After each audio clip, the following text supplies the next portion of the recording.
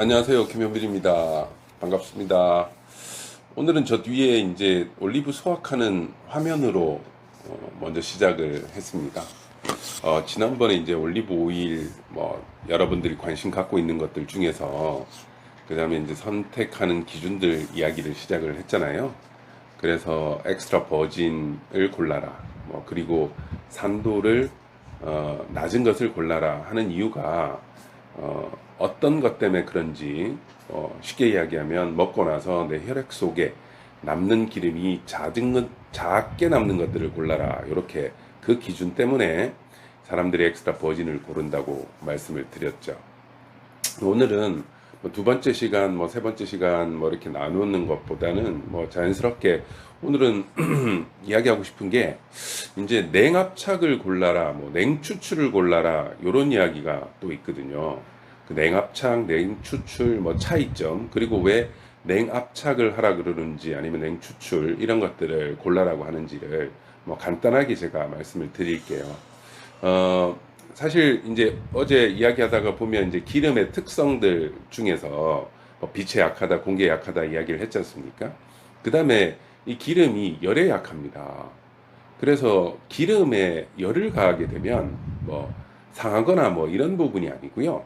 기름이 고유에 갖고 있던 영양 성분들을 뺏기게 되죠. 쉽게 이야기하면 영양 성분들이 좀 파괴가 된다. 이렇게 보시면 돼요. 그러면 이제 기름을 이제 우리가 짤 때 보면 이 짤 때 이걸 확 눌러서 짜느냐. 제가 위에 한 개 올려드리면 맷돌 사진이죠. 쉽게 이야기하면 옛날에 우리 이제 콩 갈아가지고 두부 만드는 것처럼 이렇게 갈아서 짜느냐. 아니면 이게 추출을 하느냐. 추출이라고 이야기하면 좀 어려우니까 우리 그 세탁기 다 돌리고 나서 막 이렇게 그 탈수할 때 보면 이렇게 막 돌리잖아요. 돌리면 이제 물이 쫙 빠지는 것처럼 그렇게 해서 이제 이렇게 원심 분리기 이용해서 하는 것들을 이제 또 추출이라고 이야기를 한다고 하는데 차이점은 추출이냐 압착이냐 요 부분은 기름을 짜는 방식이 어떻게 되느냐 요 이야기고 옛날에는 막 눌러서 짰죠. 그런데 이제 요즘은 막 기계도 발달하고 하니까 그래서 추출해서 원심 분리기 이용해서 돌려서 기름을 얻는다.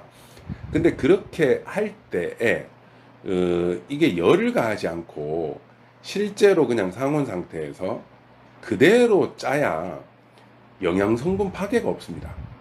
그러면 이제 우리가 이제 올리브 오일 먹는 기본적인 요건이 효능들이 그 안에 있는 영양 성분들 때문에 우리가 건강을 위해서 먹고 막 그러지 않습니까? 그래서 냉압착, 냉추출이라고 하는 이유는 아주 쉽게 이야기하면 열 가하지 않고 기름을 짜라. 그러면 영양 성분이 파괴가 되지 않는다.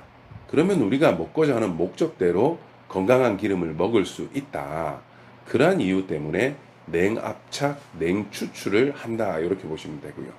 그래서 제가 요즘 이야기 간단하게 좀 드리면 그 최근에도 보면 아니요 최근에 아니고 예전에 보면 우리 외할머니 할머니들이 아주 귀하게 참기름을 짜서 소주병 같은 데 담아서 갖다 주곤 했잖아요. 그러면 그거 나중에 비빔밥 먹을 때 위에 조금 넣어서 먹으면 참 향이 고소했지 않습니까? 그때는 그 참깨를 볶아요. 물론 들기름을 할 때도 볶아요. 볶아가지고 참기름, 들기름을 이제 만들었단 말이죠. 근데 요즘 여러분들 쇼핑하시다 보면 이게 볶지 않고 그냥 냉압착, 냉추출 통해서 참기름이나 들기름을 추출한다고 하시는 요런 쇼핑 사이트 보실 수 있을 거예요. 거기도 이유가 영양 성분 파괴하지 않고 그대로 이제 참기름과 들기름을 얻겠다. 그래서 아마 지금 그런 쇼핑 사이트 보시면 기존의 참기름하고 들기름보다 가격이 훨씬 비쌀 거고요. 거기에 반짝반짝하면서 냉압착으로 우리는 참기름을 얻었습니다. 들기름을 얻었습니다. 라고 하는 그런 광고 문구 보실 수 있을 거예요. 쉽게 이야기하면 이제 참기름과 들기름도 냉압착 방식으로 짜는 프리미엄 기름들이 나오기 시작했다.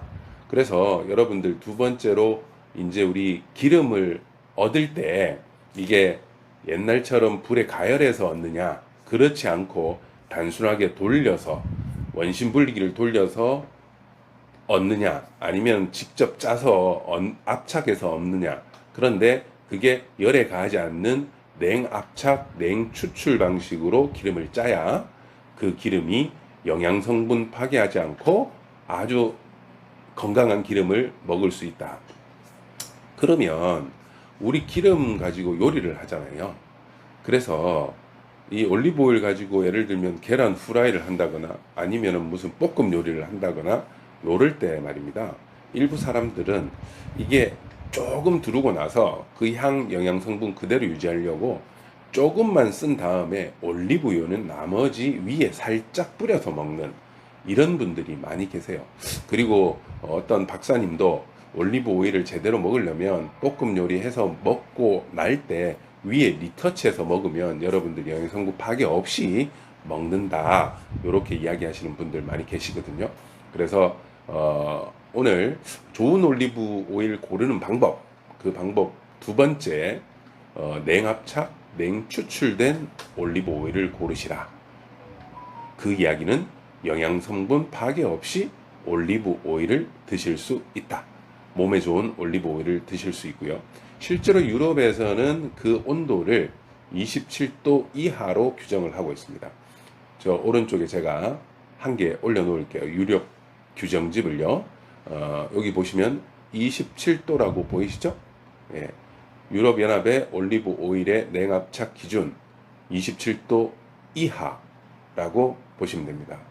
두 번째, 올리브 오일, 좋은 올리브 오일 먹으시고 자 하시는 분들 기본적으로 냉압착, 냉추출 올리브 오일을 선택하시기 바랍니다.